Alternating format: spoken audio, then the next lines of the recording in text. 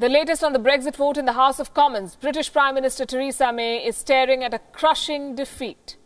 The lawmakers are debating the deal in the House as I speak. May is making a last-ditch attempt to win them over. She has negotiated a deal with the European Union. She wants her parliament to pass that deal.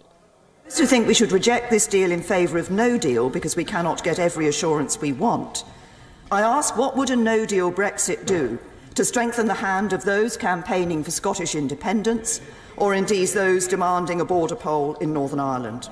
Surely this is the real threat to our union. Theresa May said this Brexit vote is a historic opportunity to safeguard the interests of the UK. The Prime Minister agreed that her deal wasn't ideal, but she insists it's the best. Perfect, and yes, it is a compromise. Did we deliver on the country's vote to leave the European Union?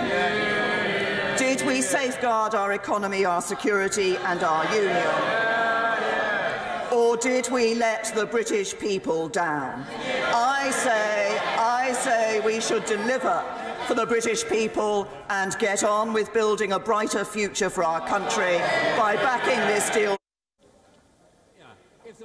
The main opposition, the Labour Party, wants the Prime Minister to make major changes to her deal, else they will call for a no-confidence vote.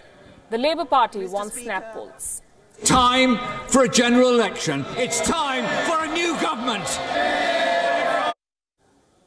Give this deal a second look.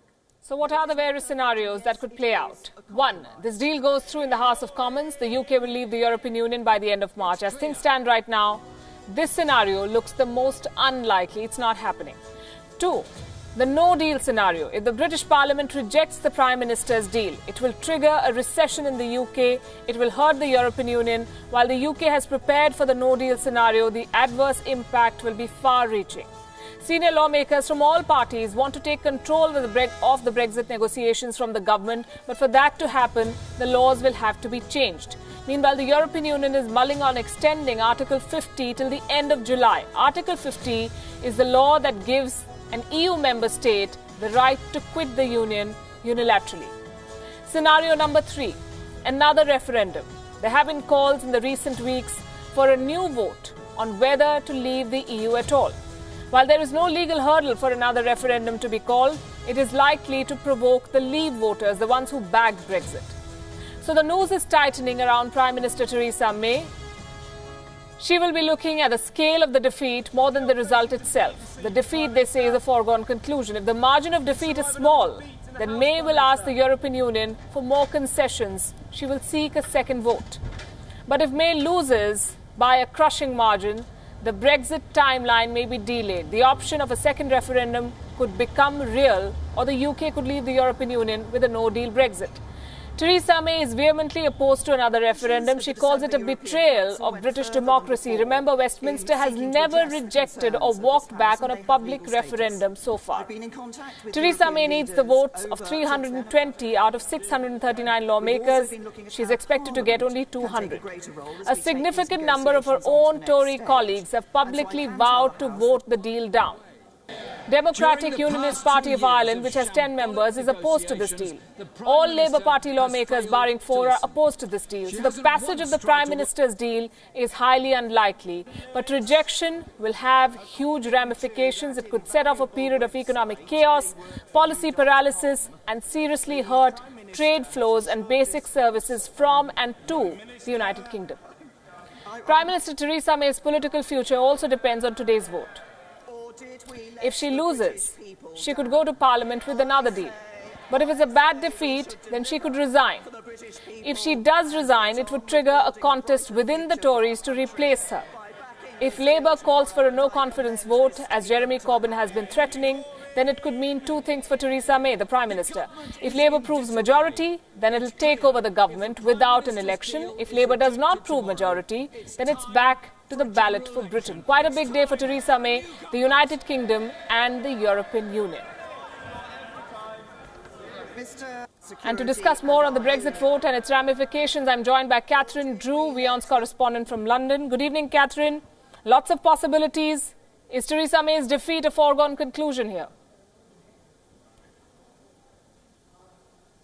It is looking that way, indeed. Various estimates put the number of the defeat between, Downing Street is saying, between 50 and 80 of the Conservative MPs. Other sources say that it could be anything up to 200. And don't forget, they will join forces with the Labour MPs, the DUP, the Liberal Democrats, all the parties that are arraigned against Theresa May's Brexit agreement plan. So it could be quite a substantial defeat. And as you were mentioning, it really is the scale of the defeat which is being watched for now. If, as you mentioned, it is only rejected by 60 or 80, I mean, it's strange to be saying only because obviously that's a substantial number and historic, it could be a historic defeat, then it may be that she starts tinkering with the plan. We've already heard in this last day of debate from the Attorney General Geoffrey Cox, who confirmed that Theresa May's plan B, and she's been given 3 days to return with a plan B by MPs, that her plan B is very much to have another go at forcing this deal through. And the question remains, could she win any further concessions from the European Union? That could be vital. So a lot of options on the table. What Theresa May will need to do first thing is to come up with her plan B. Many who oppose this agreement fear that plan B could look an awful lot like plan A. What about a fresh election, a snap election that the Labour Party is threatening? Is it just a threat at this point? Well, it's Labour Party have been saying for some time now that they will table a motion of no confidence in the government. That could come as early as tonight. It could potentially be voted on tomorrow. However, even though the DUP, that's the junior party which props up, it's from Northern Ireland, it props up Theresa May's government, only has 10 or 11 MPs. Even though they are vehemently opposed to her Brexit plan, they are opposed to a general election. Most Conservative MPs, even though they oppose Theresa May's Brexit plan, they do not want their seats up for grabs. So even if Labour does table an amendment, table a no confidence motion in the government, they're unlikely to win it. They could win it, it's a possibility, but the numbers look against them. So it could be that that threat comes and then subsides as Theresa May continues to plough on with her Brexit plans. Catherine Drew, thanks very much.